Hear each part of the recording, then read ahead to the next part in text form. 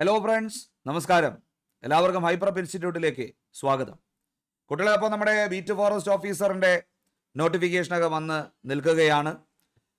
വളരെ മികച്ച ഒരു ജോലി സാധ്യതയുള്ള ഒരു പോസ്റ്റാണ് നമ്മുടെ BFO എന്ന് പറയുന്നത്. അപ്പോൾ കുറേ അഡ്വഞ്ചറസ് ആയിട്ടുള്ള കാര്യങ്ങൾ ഈ ജോലിയുടെ ഭാഗമായിട്ട് നിങ്ങളുടെ ജീവിതത്തിൽ സംഭവിക്കാൻ പോവുകയാണ്.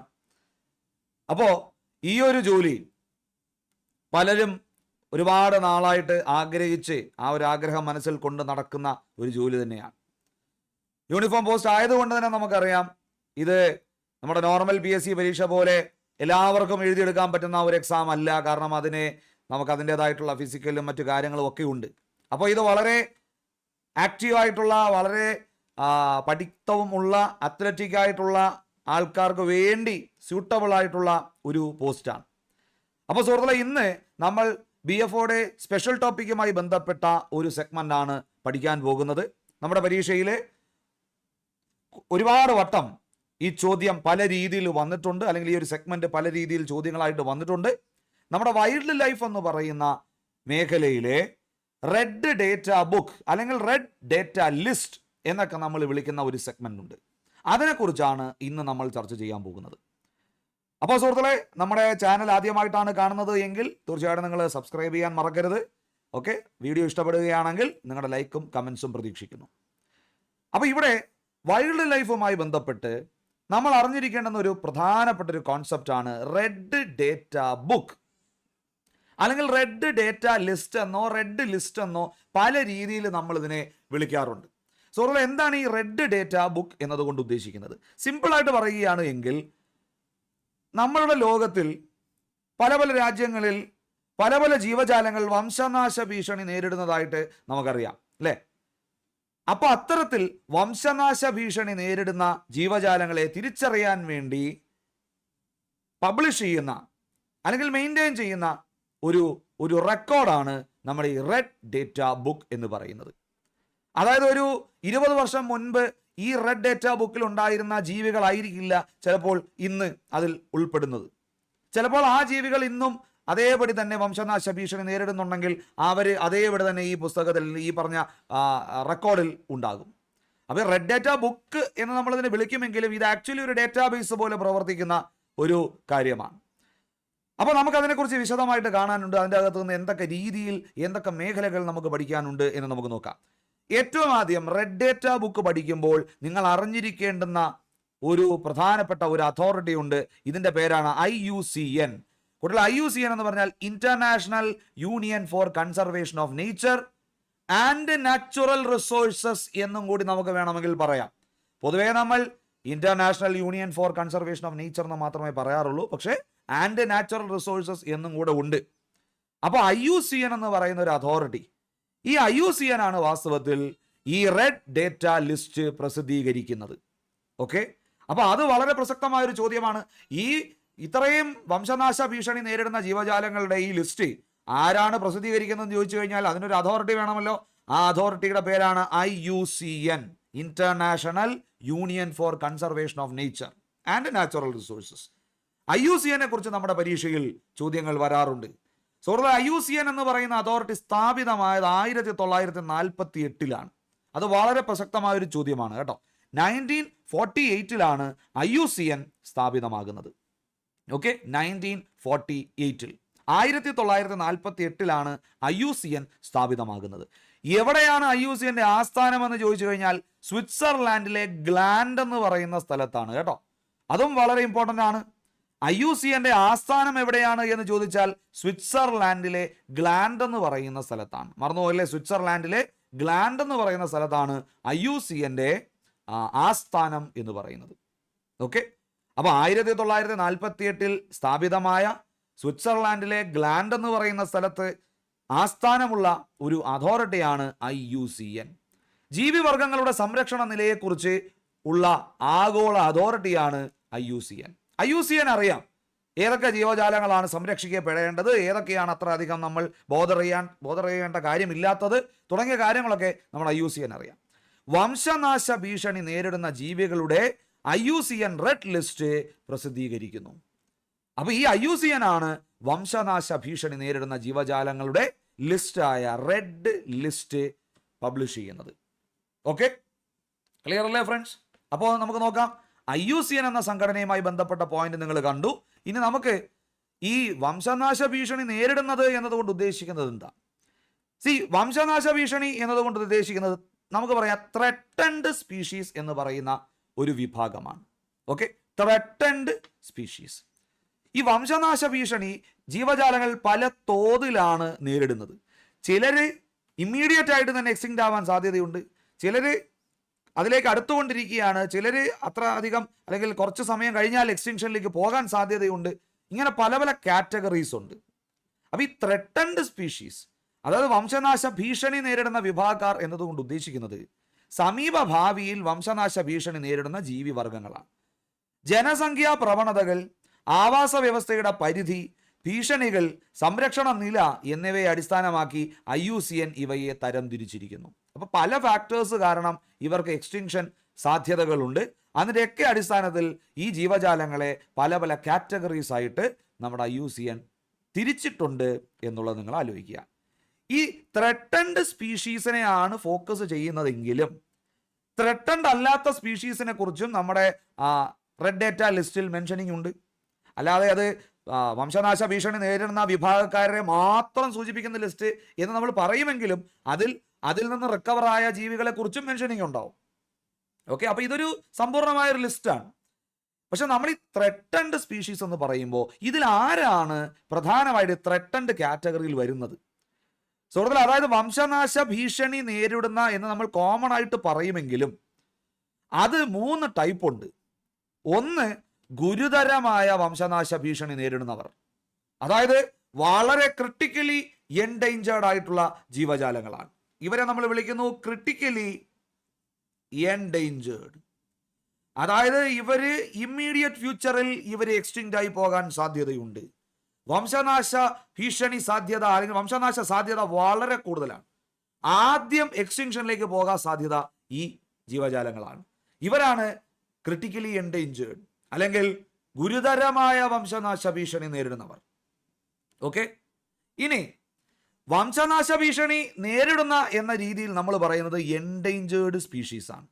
Okay, endangered species. Even though നമ്മൾ ഈ കാണുന്ന 3 പേരെ നമ്മൾ കോമൺ ആയിട്ട് വംശനാശ ഭീഷണി നേരിടുന്നവർ എന്ന് പറയുമെങ്കിലും അതിന്റെ ഡിഗ്രിയുടെ അടിസ്ഥാനത്തിൽ നമ്മൾ അതിനെ 3 ആയിട്ട് തിരിച്ചിട്ടുണ്ട്. ഒന്നാമത്തേതാണ് ഗുരുതരമായ വംശനാശ ഭീഷണി നേരിടുന്നവർ, ക്രിട്ടിക്കലി എൻഡേഞ്ചേർഡ്. രണ്ടാമത്തേതാണ് വംശനാശ ഭീഷണി നേരിടുന്നവർ, എൻഡേഞ്ചേർഡ്. അതായത് ഇവർ ഇമ്മീഡിയറ്റ് ഫ്യൂച്ചറിൽ ചിലപ്പോൾ സംഭവിക്കില്ല, പക്ഷേ ഉടനെ തന്നെ ഇവരും എന്തിലേക്ക് പോകും? എക്സ്റ്റൻഷനിലേക്ക് പോകും. ക്രിട്ടിക്കലി എൻഡേഞ്ചേർഡിന്റെ അത്രയും പ്രശ്നമില്ല, പക്ഷേ ഇപ്പോഴും അവർ വംശനാശ ഭീഷണി നേരിട്ടുകൊണ്ടിരിക്കുകയാണ്. അവരും സമീപ ഭാവിയിൽ അല്ലെങ്കിൽ ഈ പറഞ്ഞ എക്സ്റ്റിൻറ്റ് ആകാനുള്ള സാധ്യതയുണ്ട്. സോ കാട്ടിൽ വംശനാശ സാധ്യത വളരെ കൂടുതലാണ് ഇവർക്ക്. ഓക്കെ, അപ്പൊ ആ എക്സ്റ്റിൻഷൻ ആകാനുള്ള സാധ്യതയുടെ ഇന്റൻസിറ്റിയുടെ അടിസ്ഥാനത്തിൽ നമ്മൾ അവരെ 3 ആയിട്ട് തിരിച്ചിരിക്കുകയാണ്. മൂന്നാമതാണ് ദുർബലമായവ, വൾണറബിൾ സ്പീഷീസ്. ദുർബലമായവ, വൾണറബിൾ സ്പീഷീസ്. സാഹചര്യങ്ങൾ മെച്ചപ്പെട്ടില്ലെങ്കിൽ വംശനാശ ഭീഷണി നേരിടാൻ സാധ്യതയുണ്ട്. അതായത് ആദ്യത്തെ 2 കാറ്റഗറീസിന്റെ അത്രയും ഇല്ലെങ്കിലും അവരുടെ സാഹചര്യങ്ങൾ മെച്ചപ്പെട്ടില്ല എങ്കിൽ അവരും ഉടനെ എന്തിലേക്ക് പോകാൻ സാധ്യതയുണ്ട്? അവരും ഉടനെ വംശനാശ ഭീഷണിയിലേക്ക് എത്താൻ സാധ്യതയുണ്ട്. അപ്പൊ നമ്മൾ ഈ ത്രെട്ടൻഡ് സ്പീഷീസ് എന്ന് നമ്മൾ പറയുമ്പോൾ വാസ്തവത്തിൽ അതിനെ 3 കാറ്റഗറി ആയിട്ട് നമുക്ക് പറയാം. ആ ത്രെട്ടൻഡ് ആയിട്ടുള്ളതിന്റെ ഇന്റൻസിറ്റിക്ക് അനുസരിച്ച് 3 കാറ്റഗറി നമുക്ക് പറയാം. ക്രിട്ടിക്കലി എൻഡേഞ്ചേർഡ്, ഗുരുതരമായ വംശനാശ ഭീഷണി നേരിടുന്നവർ, എൻഡേഞ്ചേർഡ്, വംശനാശ ഭീഷണി നേരിടുന്നവർ, ദുർബലമായവ അല്ലെങ്കിൽ വൾണറബിൾ ആയിട്ടുള്ള ആൾക്കാർ. ഇങ്ങനെ 3 കാറ്റഗറിയിലാണ് നമ്മൾ ഇവരെ പറയുന്നത്. അപ്പോൾ റെഡ് ഡേറ്റ ലിസ്റ്റിൽ ഈ 3 പേര് മാത്രമേ ഉള്ളൂ എന്ന് നിങ്ങൾ വിചാരിക്കരുത്. ഈ 3 പേർക്കാണ് കൂടുതൽ പ്രാധാന്യമെങ്കിലും ബാക്കി കാറ്റഗറീസും റെഡ് ഡേറ്റ ലിസ്റ്റിൽ ഉൾപ്പെടാറുണ്ട്. അങ്ങനെയെങ്കിൽ റെഡ് ഡേറ്റ ബുക്ക് എന്താണ് എന്നതിനെ കുറിച്ച് നമ്മളൊന്ന് കാണുകയാണ്. വംശനാശ ഭീഷണി നേരിടുന്നതുമായ ജീവികളെ പട്ടികപ്പെടുത്തുന്നതിനായി IUCN പരിപാലിക്കുന്ന ഒരു പ്രസിദ്ധീകരണമാണ് റെഡ് ഡേറ്റ ബുക്ക്. നമ്മളത് ഓൾറെഡി പറഞ്ഞു കഴിഞ്ഞതാണ്. ആഗോളതലത്തിൽ സംരക്ഷകർ ഉപയോഗിക്കുന്ന ഒരു സമഗ്രമായ പട്ടികയാണിത്. ഗ്ലോബലി കൺസർവേഷനിസ്റ്റുകൾ ഉണ്ടല്ലോ, അതായത് ജീവജാലങ്ങളെയൊക്കെ സംരക്ഷിക്കാൻ അല്ലെങ്കിൽ അതുമായി ബന്ധപ്പെട്ട ജോലി ചെയ്യുന്ന ആൾക്കാർ, അവരൊക്കെ ഈ IUCNന്റെ ഈ റെഡ് ഡേറ്റ ലിസ്റ്റ് നിരന്തരമായി റെഫർ ചെയ്യാറുണ്ട്. അപ്പോൾ ഈ റെഡ് ഡേറ്റ ബുക്ക് എന്ന് കേൾക്കുമ്പോൾ നിങ്ങൾ ഒരിക്കലും വിചാരിക്കരുത് ഇത് മറ്റേ എല്ലാ വർഷവും ഇറക്കുന്ന ഒരു പബ്ലിക്കേഷൻ ആണ് എന്ന് നിങ്ങൾ വിചാരിക്കരുത്. ഇത് വാസ്തവത്തിൽ ഒരു ഡേറ്റാ ബേസ് മാത്രമാണ്. ഓക്കെ, ഇതങ്ങനെ എല്ലാ വർഷവും ഇറക്കുന്ന ഒരു മാസിക പോലെയുള്ള ഒരു സംഗതി അല്ല. ഇതൊരു ഡേറ്റാ ബേസ് ആണ്. ഇതിൻ്റെ അകത്ത് ഒരു സ്പീഷീസിനെ ആഡ് ചെയ്ത് കഴിഞ്ഞാൽ അടുത്ത 10 വർഷം കഴിഞ്ഞാൽ ആ സ്പീഷീസിനെ വീണ്ടും ഇവാലുവേറ്റ് ചെയ്യണം, അവരുടെ സ്ഥിതി മെച്ചപ്പെട്ടോ ഇല്ലയോ എന്ന്. ഓരോ 5 വർഷം ആ സ്പീഷീസിനെ ഇവാലുവേറ്റ് ചെയ്യാൻ പറ്റിയാൽ നല്ലത്. പക്ഷെ പറ്റിയില്ല എങ്കിൽ ഒരു 10 വർഷമെങ്കിലും ആകുമ്പോൾ അതിൻ്റെ അകത്ത് ഉൾപ്പെട്ടിരിക്കുന്ന ജീവജാലങ്ങളുടെ സ്ഥിതിയെക്കുറിച്ച് നമ്മൾ വീണ്ടും റീവാലുവേറ്റ് ചെയ്യേണ്ടിയിരിക്കുന്നു. അപ്പൊ അങ്ങനെ ജീവജാലങ്ങളെ ഒരു 5-10 വർഷങ്ങൾ കൂടുമ്പോൾ റീവാലുവേറ്റ് ചെയ്ത് അവരുടെ പൊസിഷൻ മാറ്റുന്ന ഒരു പ്രവണത ഇതിൻ്റെ അകത്തുണ്ട്. അല്ലാതെ എല്ലാ വർഷവും ഓരോ ലിസ്റ്റായിട്ട് ഇങ്ങനെ ഇറക്കുന്ന ഒരു പരിപാടി അല്ലത്. അതിൻ്റെ അകത്ത് ചില ജീവജാലങ്ങൾ ഉൾപ്പെടാം, ചിലരെ അതിൽ നിന്ന് അടുത്ത കാറ്റഗറിയിലേക്ക് മാറ്റാം. ഈ നിരന്തരം റീഷഫ്ലിംഗ് നടന്നുകൊണ്ടിരിക്കുകയാണ് ഈ റെഡ് ഡേറ്റ ബുക്കിൽ. ചില രാജ്യങ്ങൾ അവരുടെ സ്വന്തമായിട്ടുള്ള റെഡ് ഡേറ്റ ബുക്കുകൾ ഇറക്കുന്നുണ്ട്. ഇതൊരു ആഗോള ഒരു പബ്ലിക്കേഷൻ അല്ലെങ്കിൽ ഒരു ഡേറ്റാബേസ് ആണെങ്കിലും ചില രാജ്യങ്ങൾ അവരുടെ സ്വന്തമായിട്ടുള്ള റെഡ് ഡേറ്റ ബുക്ക് ഇറക്കുന്നുണ്ട്. ഓക്കെ, പക്ഷേ പൊതുവെ രാജ്യങ്ങളെല്ലാം IUCNന്റെ റെഡ് ഡേറ്റ ബുക്കാണ് ഫോളോ ചെയ്തു വരുന്നത്. സുഹൃത്തുക്കളെ, റെഡ് ഡേറ്റ ലിസ്റ്റ് അല്ലെങ്കിൽ റെഡ് ഡേറ്റ ബുക്ക് എന്ന് പറയുന്ന ഈ ഒരു രീതി തുടങ്ങിയത് 1964 ഡേറ്റ് വളരെ ഇമ്പോർട്ടൻ്റ് ആണ്. 1964 റെഡ് ഡേറ്റ ബുക്ക് അല്ലെങ്കിൽ റെഡ് ഡേറ്റ ലിസ്റ്റ് അല്ലെങ്കിൽ റെഡ് ലിസ്റ്റ് എന്ന് പറയുന്ന ഈ ഒരു ഡേറ്റാബേസ് ആരംഭിക്കുന്നത്. ജീവിവർഗങ്ങളുടെ വിതരണം, ജനസംഖ്യാ വലുപ്പം, ആവാസ വ്യവസ്ഥ ഭീഷണികൾ, സംരക്ഷണ പ്രവർത്തനങ്ങൾ എന്നിവയെക്കുറിച്ചുള്ള വിവരങ്ങൾ ഇതിൽ അടങ്ങിയിരിക്കുന്നു. അപ്പോൾ ഈ റെഡ് ഡേറ്റ ലിസ്റ്റിൽ ജീവിവർഗങ്ങളുടെ ഡിസ്ട്രിബ്യൂഷൻസ്, അല്ലെങ്കിൽ ജനസംഖ്യാ വലുപ്പം ജീവികളുടെയാണ്, ആവാസ വ്യവസ്ഥ ഭീഷണികൾ, സംരക്ഷണ പ്രവർത്തനങ്ങൾ എങ്ങനെ വേണം എന്നതിനെക്കുറിച്ചൊക്കെയുള്ള കംപ്ലീറ്റ് ഡീറ്റെയിൽസ് നമ്മുടെ റെഡ് ഡേറ്റ ലിസ്റ്റിൽ നൽകിയിരിക്കുകയാണ്. അപ്പോൾ 1964 റെഡ് ഡേറ്റ ലിസ്റ്റ് എന്ന് പറയുന്ന ഒരു ഡേറ്റാബേസ് ആരംഭിക്കുന്നത് എന്ന് നിങ്ങൾ മനസ്സിലാക്കുക. ക്ലിയർ അല്ലേ? ഓക്കെ അല്ലേ ഫ്രണ്ട്സ്? ഓക്കെ ആണ് എന്നാണ് എൻ്റെ വിശ്വാസം. സുഹൃത്തുക്കളെ, ദേ നോക്കിക്കേ, IUCNന്റെ റെഡ് ഡേറ്റ ലിസ്റ്റിലെ കാറ്റഗറീസും അവരെ സൂചിപ്പിക്കുന്ന നിറങ്ങളുമാണ് നിങ്ങൾക്ക് ഇവിടെ കാണാൻ സാധിക്കുന്നത്. ഇത് നമ്മുടെ പരീക്ഷയിൽ വളരെ പ്രസക്തമായ ഒരു പോയിന്റാണ് അല്ലെങ്കിൽ ഒരു ചാർട്ടാണ്. ഇത് ഒഫീഷ്യൽ IUCNന്റെ തന്നെ ചാർട്ടാണ്. ഇതിൻ്റെ അകത്ത് നിന്നും നിറങ്ങളുടെ അടിസ്ഥാനത്തിൽ ചോദ്യങ്ങൾ വരും. എങ്ങനെയാണ് ചോദ്യങ്ങൾ വരിക? സുഹൃത്തുക്കളെ, ആ ചോദ്യങ്ങൾ വരുന്നതിന് മുന്നേ ഈ റെഡ് ഡേറ്റ ലിസ്റ്റിൽ ഉൾപ്പെടുത്തിയിരിക്കുന്ന കാറ്റഗറികൾ ഏതൊക്കെയാണ് എന്ന് നിങ്ങൾ ഇവിടെ ഒന്ന് മനസ്സിലാക്കേണ്ടിയിരിക്കുന്നു. ഏറ്റവും താഴെ നിന്ന് തുടങ്ങാം. എക്സ്റ്റിങ്ക്റ്റ് ആയിട്ടുള്ള ജീവജാലങ്ങളുടെ ലിസ്റ്റ് ഇതിൽ കൊടുത്തിട്ടുണ്ട്. അവരെ സൂചിപ്പിക്കുന്ന നിറമെന്ന് പറയുന്നത് കറുപ്പാണ്. അത് നിങ്ങൾ പഠിച്ചു വെച്ചോണം കേട്ടോ. എക്സ്റ്റിങ്ക്റ്റ് ആയവരെ സൂചിപ്പിക്കുന്ന നിറമെന്ന് പറയുന്നത് കറുപ്പാണ്. ഇനി ചില ജീവജാലങ്ങളുണ്ട്, അതാണ് എക്സ്റ്റിങ്ക്റ്റ് ഇൻ ദ വൈൽഡ്. അതായത് ഇവരുടെ സ്വാഭാവിക ആവാസ വ്യവസ്ഥയിൽ ഇവർ വംശനാശ ഭീഷണി അല്ലെങ്കിൽ വംശനാശം സംഭവിച്ചു കഴിഞ്ഞു. പക്ഷേ ഇവരിൽ കുറച്ച് പേര് ഇപ്പോഴും നമ്മുടെ സൂയിലൊക്കെ അവശേഷിക്കുന്നുണ്ട്. എന്നാൽ കാടുകളിൽ ഇവരില്ല. അങ്ങനെ കാണപ്പെടുന്നവരാണ് എക്സ്റ്റിങ്ക്റ്റ് ഇൻ ദ വൈൽഡ്. വൈൽഡിൽ എക്സ്റ്റിങ്ക്റ്റ് ആയി, പക്ഷേ ഇപ്പോഴും ചില കൂടുകളിലൊക്കെ ഇവരെ നമ്മുടെ സൂയിൽ പാർപ്പിച്ചിട്ടുണ്ട്. ഇതാണ് എക്സ്റ്റിങ്ക്റ്റ് ഇൻ ദ വൈൽഡ്.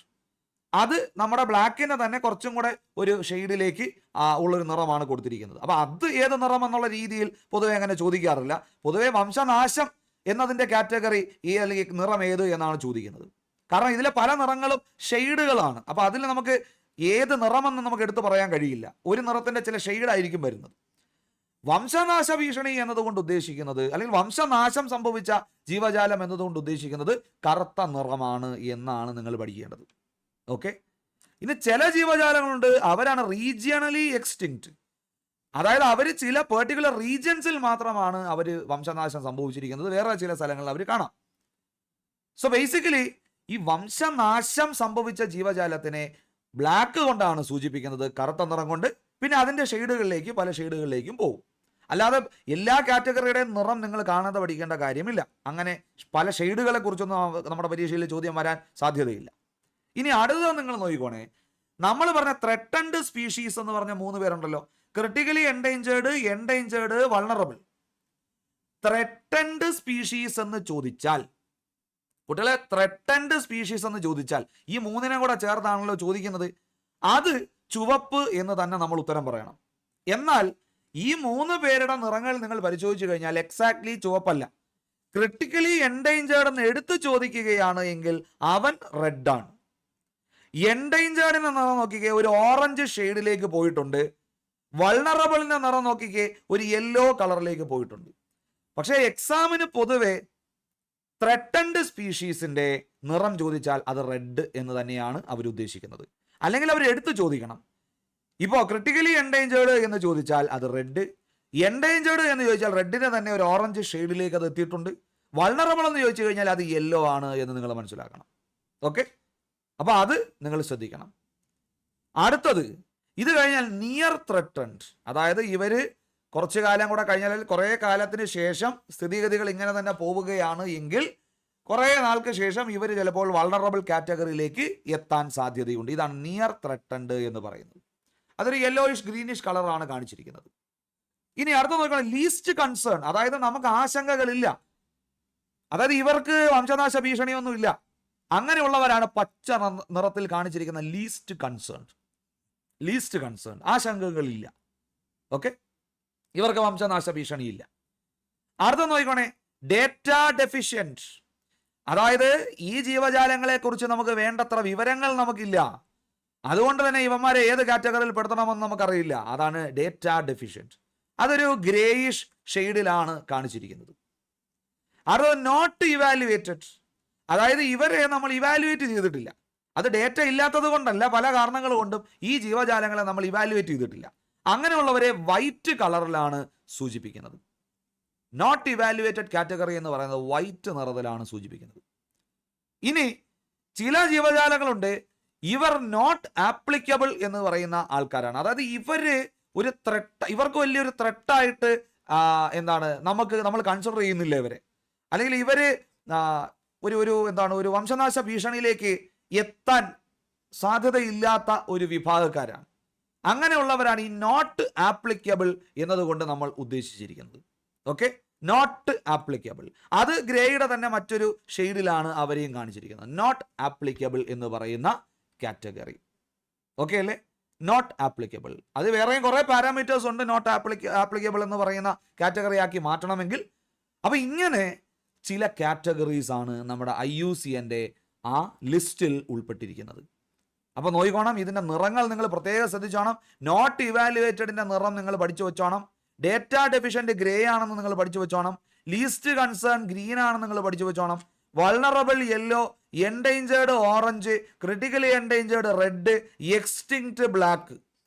ഞാനിവിടെ ഈ പ്രാധാന്യം കൊടുത്ത് പറഞ്ഞിരിക്കുന്ന നിറങ്ങളെങ്കിലും നിങ്ങൾ എക്സാമിന് വേണ്ടി പഠിച്ചിരിക്കണം. കാരണം ബാക്കിയുള്ളതൊക്കെ ഷെയ്ഡുകളാണ്, അതങ്ങനെ എളുപ്പമെന്ന് ചോദ്യം വരുന്നതല്ല. പക്ഷേ ഈ മാർക്ക് ചെയ്തിരിക്കുന്ന ഈ ഒരു 7ഓളം കാറ്റഗറീസ് നിങ്ങൾ പഠിച്ചിരിക്കണം, എക്സാമിനേഷന് ഇമ്പോർട്ടൻ്റ് ആണ്. അപ്പോൾ ഇതിൻ്റെ അകത്തുനിന്ന് നിറങ്ങൾ എന്ന് പറയുന്ന ഏരിയയിൽ നിന്നും ചോദ്യങ്ങൾ ചോദിക്കും. So be prepared. ഓക്കെ അല്ലേ ഫ്രണ്ട്സ്? അപ്പോൾ നിങ്ങൾ നോക്കിക്കേ, റെഡ് ഡേറ്റ ലിസ്റ്റ് എന്ന് പറയുന്നത് വെറും വംശനാശ ഭീഷണി നേരിടുന്നവരെ കുറിച്ച് മാത്രമുള്ളതാണോ? അല്ല, ബാക്കി ഇത്രയും നിരവധി കാറ്റഗറീസ് അതിൻ്റെ പരിധിയിൽ വരുന്നുണ്ട്. പല നിറങ്ങൾ കൊണ്ടാണ് അവരെ ഡിനോട്ട് ചെയ്യുന്നത്. ഓക്കെ അല്ലേ ഫ്രണ്ട്സ്? ക്ലിയർ ആയിട്ട് മനസ്സിലായി എന്ന് വിശ്വസിക്കുന്നു. സുഹൃത്തുക്കളെ, അങ്ങനെയെങ്കിൽ നമ്മളുടെ ഹൈപ്രപ്പിന്റെ നേതൃത്വത്തിൽ ബീറ്റ് ഫോറസ്റ്റ് ഓഫീസറുടെ പുതിയ ബാച്ച് സെപ്റ്റംബർ 1-ാം തീയതി മുതൽ നമ്മൾ ആരംഭിക്കുകയാണ്. അപ്പോൾ നിങ്ങൾക്ക് നമ്മുടെ ബാച്ചിന്റെ ഭാഗമാകാൻ ഒരു താല്പര്യമുണ്ട് എങ്കിൽ, അതിന് നിങ്ങൾ തയ്യാറാണ് എങ്കിൽ താഴെ കാണുന്ന നമ്പറിൽ നിങ്ങൾ നമ്മളെ കോൺടാക്റ്റ് ചെയ്യുക. നമ്മുടെ ടെലഗ്രാം ഗ്രൂപ്പിന്റെ ലിങ്ക് നമ്മുടെ ഡിസ്ക്രിപ്ഷൻ ബോക്സിൽ ഉണ്ടാകും. നിങ്ങൾക്ക് അതിൽ ജോയിൻ ചെയ്ത് അവിടെ നിങ്ങൾക്ക് സംശയങ്ങൾ ചോദിക്കാം. അപ്പോൾ സെപ്റ്റംബർ 1-ാം തീയതി മുതൽ ആരംഭിക്കുന്ന നമ്മുടെ ബീറ്റ് ഫോറസ്റ്റ് ഓഫീസറിൻ്റെ ബാച്ചിൽ നമുക്ക് വളരെ എക്സ്പീരിയൻസ്ഡ് ആയിട്ടുള്ള നമ്മുടെ PSC മേഖലയിൽ നിന്നുള്ള ഫാക്കൽറ്റീസ് നിങ്ങളോടൊപ്പം അല്ലെങ്കിൽ നമ്മളോടൊപ്പം ചേരുന്നുണ്ട്. അപ്പോൾ അവരുടെ എല്ലാവരുടെയും ക്ലാസ്സുകൾ നിങ്ങൾ ഉപയോഗപ്പെടുത്തുക. തീർച്ചയായിട്ടും ഇത് പലരും ആഗ്രഹിക്കുന്ന ഒരു ജോലിയാണ് എന്ന് നമുക്ക് എല്ലാവർക്കും അറിയാം. അപ്പോൾ അതിലേക്ക് വേണ്ടിയിട്ടുള്ള നിങ്ങളുടെ തയ്യാറെടുപ്പിന് ഹൈപ്രപ്പിൻ്റെ കംപ്ലീറ്റ് ടീം നിങ്ങളോടൊപ്പം ഉണ്ടാകും എന്ന് പറഞ്ഞുകൊണ്ട് നമുക്ക് മറ്റൊരു സെഷനിൽ കാണാം. Thank you so much.